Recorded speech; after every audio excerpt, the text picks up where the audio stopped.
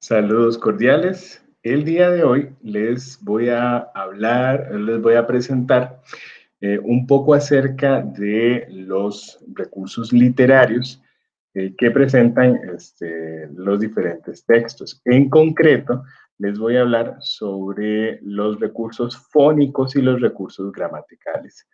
Yo doy el curso de lengua y literatura. Mi nombre es Ronald Hernández Campos. Un poco acerca de cuál es la función o qué son los recursos literarios. Bueno, de acuerdo con los diferentes manuales, los recursos son técnicas, son figuras retóricas, son planteamientos estilísticos que emplea el autor para embellecer o enriquecer el texto, ya sea de manera en la forma o en el contenido. Entonces, todos estos recursos que vamos a ver tienen el objetivo de hacer un texto más rico y más bello para el lector. Asimismo, hay diferentes tipos de recursos y en esta presentación veremos únicamente dos de esos tres tipos que hay. En la siguiente veremos el tercer tipo. Están los recursos fónicos, los cuales representan juegos con los sonidos de las palabras en los textos y obviamente estos a nivel oral se aprecian mejor. Y por el otro lado están los recursos morfosintácticos o gramaticales, los cuales tienen como objetivo embellecer el orden de las oraciones que se emplean en los textos, o bien también tienen que ver con la forma en la que se combinan los, los morfemas para hablar de, digamos, como de la forma de las palabras o de la morfología. Entonces, estos recursos tienen que ver con la, la sintaxis y la morfología en las oraciones que conforman los textos literarios y no literarios. Vamos a hablar de cuatro recursos literarios fónicos, los cuales van a ser aliteración, onomatopeya, paronomasia y calambur. La aliteración es una repetición sistemática de un sonido para provocar ciertos efectos sensoriales en el lector. Mientras que la onomatopeya es la imitación de un sonido que no es propio del lenguaje humano. Vamos a observar, digamos, que hay diferentes formas de hacer la onomatopeya, tanto los sonidos o palabras que representan sonidos, como incluso verbos que representan sonidos que son propios de animales, de objetos, etcétera. La paronomasia es la semejanza fonética que se da entre dos palabras y estas palabras se diferencian ya sea por una vocal o una consonante. Finalmente, el calambur consiste en la unión de las sílabas de dos o más palabras con el fin de obtener un significado distinto. Casi que se puede decir que es un juego de palabras, pero tiene que ver más con la parte fónica, o sea, los sonidos, y estos sonidos, a la hora de escucharlos, el significado de las palabras cambia. Veamos algunos ejemplos de estos recursos. En primer lugar, la onomatopeya. Este ejemplo lo encontré en un poema. En el silencio solo se escuchaba un susurro de abejas que sonaba. Si ustedes observan, la palabra susurro es una palabra que imita un sonido que no es propio del lenguaje humano y además tampoco es la palabra, digamos, como del sonido que emiten las abejas, que es el zumbido. Entonces, es una forma también de jugar con el significado acá en este fragmento. Por otro lado está el calambur, que como ya lo habíamos dicho, es un juego de palabras. Por ejemplo, en esta que dice, si yo lo quito, ella lo caza. Entonces, lo que quiere decir el escritor en realidad es, si yo lo quito, ella lo caza. Este, entre el clavel blanco y la rosa roja, su majestad escoja. Que este viene de, si no mal recuerdo, de Alicia en el País de las Maravillas, este, en donde este escoja, en realidad lo que quiere decir es coja. Y la cadencia de los sonidos es lo que hace este efecto, que este efecto, las palabras se oigan diferente. Otro ejemplo, lo que ayer nos unía, hoy nos separa, y si ustedes escuchan la tira fónica, se entiende como nos separa, aunque en las palabras está escrito diferente. Un último ejemplo, si el rey no muere, el rey no muere.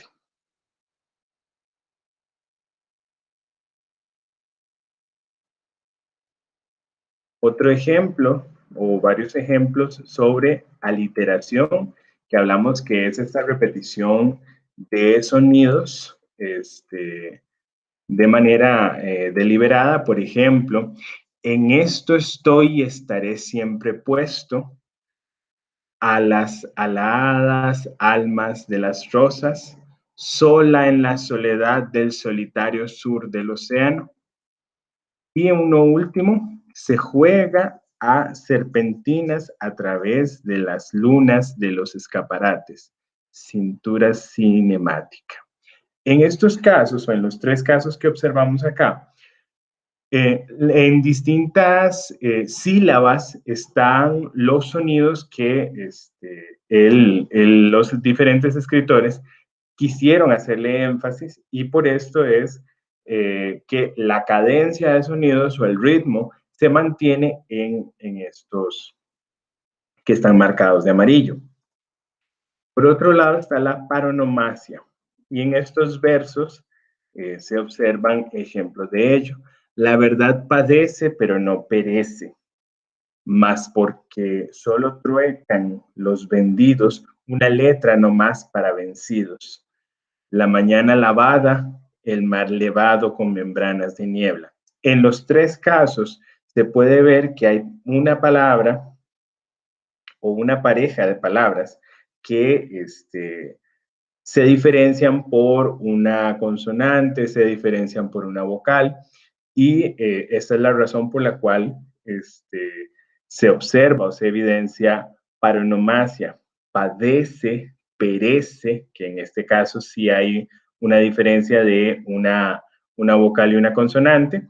Vendidos, vencidos, lavada, levado, que acá sí hay bastante diferencia porque son dos vocales las que son distintas, pero igual se mantiene el recurso en ambos casos.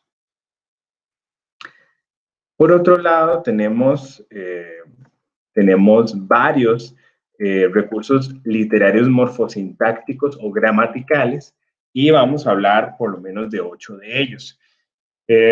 Uno de ellos es la anáfora, en la cual lo que se observa, por ejemplo, es la repetición de la palabra inicial de cada verso, que la anáfora, junto con la reiteración, junto con la anadiplosis, son diferentes recursos en los cuales se presentan reduplicaciones o repeticiones de palabras en diferentes posiciones y estos van a depender del tipo de texto.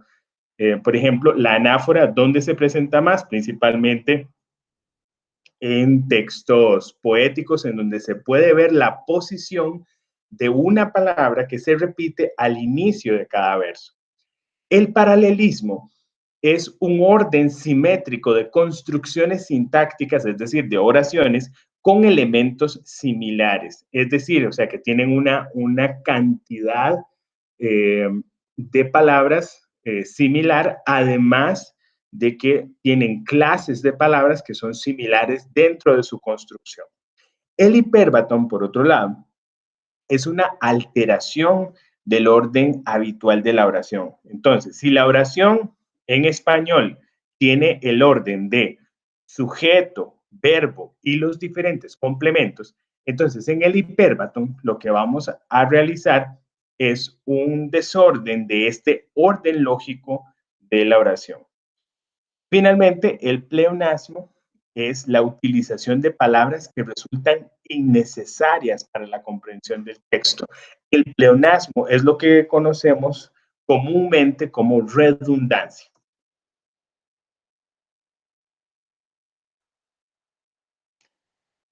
Por otro lado, están los recursos literarios morfosintácticos o gramaticales llamados epíteto, asíndeton, polisíndeton y elipsis. El epíteto en particular un,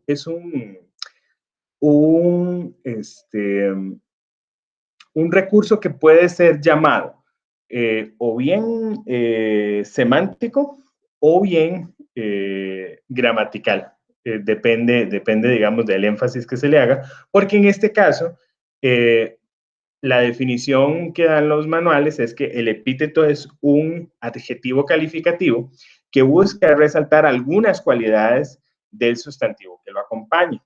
En este caso, o sea, el adjetivo y el sustantivo son categorías gramaticales, por lo tanto se clasifica como tal. El asíndeton es cuando se recurre a la eliminación de los nexos y de las conjunciones para dotar al texto de una expresión más ágil y rápida, es decir, o sea, que el texto sea más fluido, mientras que el polisíndeton es completamente lo contrario. Este recurso es cuando se emplea de manera consciente más conjunciones de las requeridas en un texto para hacerlo más lento. Y finalmente, la elipsis es la omisión de elementos lingüísticos que forman parte de la oración porque se puede entender su significado por el contexto sin que las palabras formen parte del texto en ese caso. Veamos algunos ejemplos de todos estos recursos. En primer lugar, vemos la anáfora. Vemos dos ejemplos de poemas.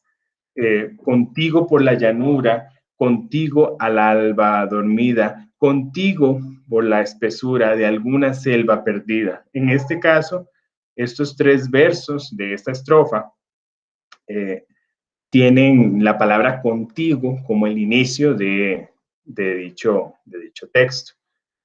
En el otro caso, ya al león dejáis vencido, ya al toro dejáis sujeto, ya al cáncer sin la ponzoña y al escorpión sin veneno. En este caso, en este fragmento de un verso de Sor Juana Inés de la Cruz, observamos que la anáfora la tienen esos tres versos, mientras que el siguiente y al último de esta estrofa y al escorpión sin veneno, ya aquí se rompe la anáfora porque la palabra que inicia la anáfora en los tres versos anteriores es ya. Por lo tanto, solo habría anáfora en estos tres versos y no en el último. Por otro lado está el paralelismo.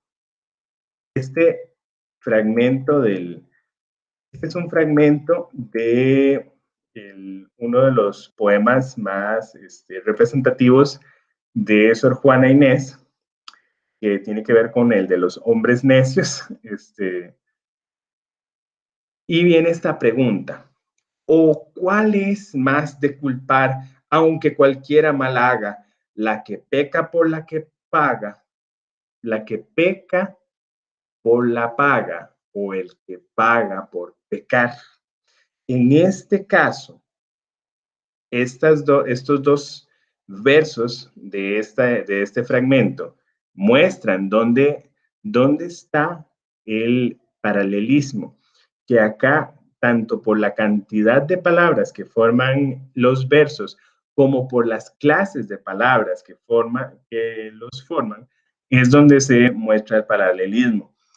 En el otro caso, no mataré mi risa ni mis sueños, no dejaré mis besos olvidados, no perderé mi amor entre las ruinas, pero no puedo desmayarme blanda. En estos tres versos se observa también que hay un paralelismo porque existen la misma cantidad de elementos en las tres oraciones que forman esos versos. Es una negación en futuro y además con un complemento directo en las tres. No mataré mi risa, no dejaré mis besos, no perderé mi amor. Por otro lado, tenemos los recursos elipsis y pleonasmo. En el caso de la elipsis, recordemos que es cuando se eliminan elementos de la oración o elementos gramaticales de la oración deliberadamente porque se entienden por contexto. Por ejemplo, dice acá, yo dentro, yo insensible, acorazada, en risa, en sangre, en goce, en poderío. Acá, por ejemplo, también tendríamos otro tipo, acá tendríamos, por ejemplo, una reiteración en donde vemos que hay diferentes repeticiones constantes de la preposición en. En los versos que están subrayados en amarillo, observamos acá el uso de los signos de puntuación para elaborar el efecto de elipsis. Acá se han eliminado de las oraciones verbos, por ejemplo, dice yo dentro. Un verbo que podría calzar acá sería yo estoy dentro. Yo insensible, acorazada. Como estos son adjetivos, un verbo que puede calzar aquí para poder, o se saca por contexto, es el verbo ser. Yo soy insensible, acorazada. De esta manera, el recurso de la elipsis lo que hace es que omite elementos de las oraciones, pero lo hace de tal manera que se entienden y se sacan por contexto. De lo contrario, no sería una elipsis. Manuel vino en automóvil, Miguel en bicicleta. En este contexto, lo que se ha omitido es el verbo venir, que no es necesario volverlo a mencionar en la oración siguiente. Anoche compramos pizza y cervezas también. En este caso, el verbo comprar también se ha omitido, además por la presencia de la conjunción y del conector, porque se sobreentiende que en ambos casos se está empleando el verbo comprar. Por otro lado, hablamos de que el pleonasmo es un recurso en el cual se presenta una redundancia. Por ejemplo, viene este verso, anda por todos lados, anda en todos los ojos que lo miran, brillar en blancura de las páginas. En este caso, todos los ojos que lo miran, sabemos que el único órgano que sirve para ver o para mirar son los ojos, por lo tanto, esto es innecesario. Te lo vuelvo a repetir las veces que haga falta. En el momento en el que se menciona el infinitivo repetir, se entiende que es algo que se hace varias veces. Por lo tanto, en este contexto, no es necesario volver a repetir las veces que haga falta, porque ya se sobreentiende que la repetición será constante, será continua. Lo vi con mis propios ojos, que es el caso igual anterior. ¿Quieres hacer el favor de callarte la boca? Que ese es uno de la vida cotidiana, en donde vemos que también no es necesario decir callarte la boca, porque usted no emite sonidos por otro lugar que no sea la boca.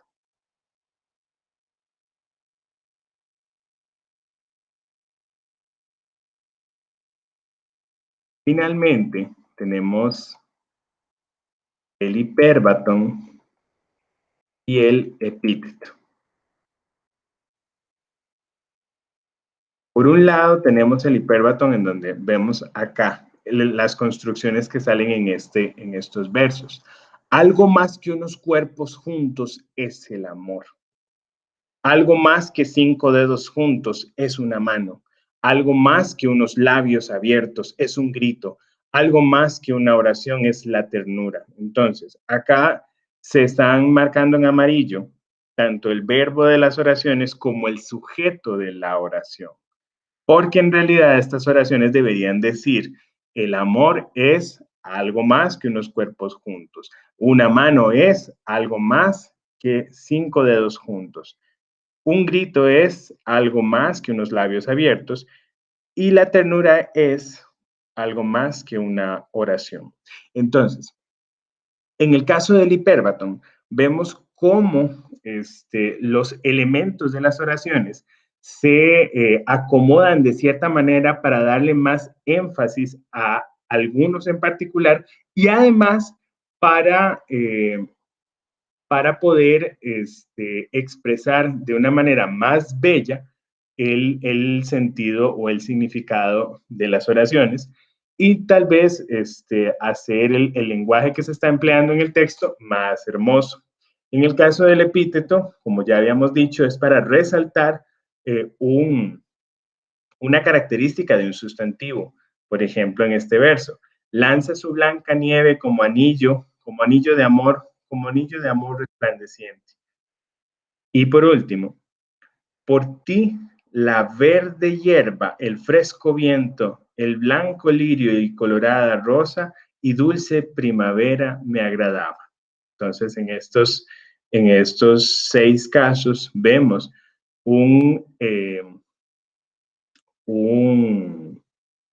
un adjetivo que califica a un sustantivo y este me brinda una característica que es generalmente propia o asociada al sustantivo al cual hace referencia.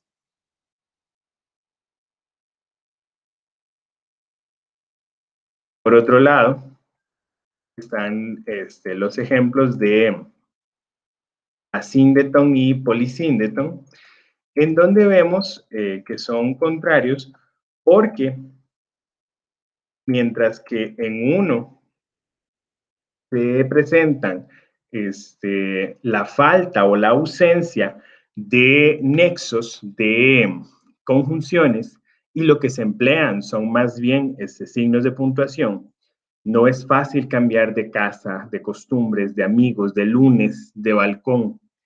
Fuera el naufragio, fuera el naufragio, fuera el caos, fuera ese pavor, abierto como un pozo, de las bocas que gritan al hambre, al grito, al odio, a la mentira, al dolor, al misterio. En el primer caso de este segundo ejemplo, vemos en el primer verso 2 ejemplos de elipsis, por un lado.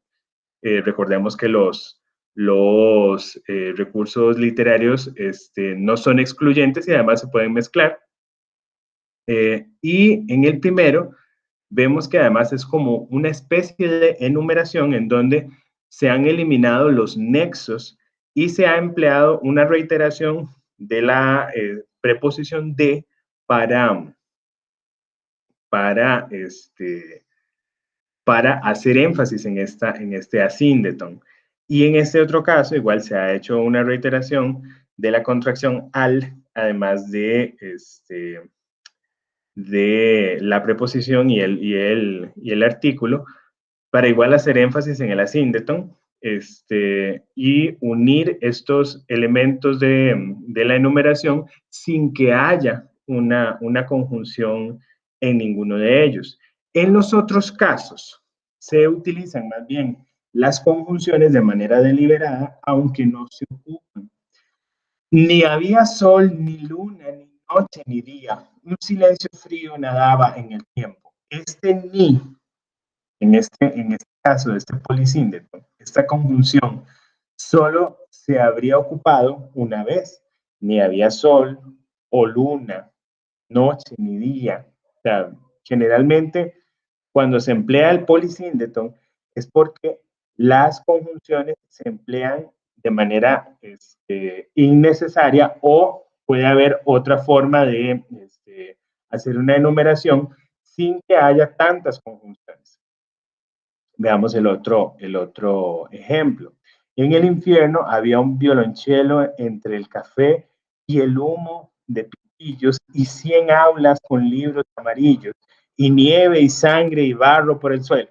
Entonces, estas 3 conjunciones que están aquí abajo, técnicamente se podría decir que no eran necesarias, porque se podían haber utilizado más bien signos de puntuación para hacer la enumeración que está haciendo aquí el autor.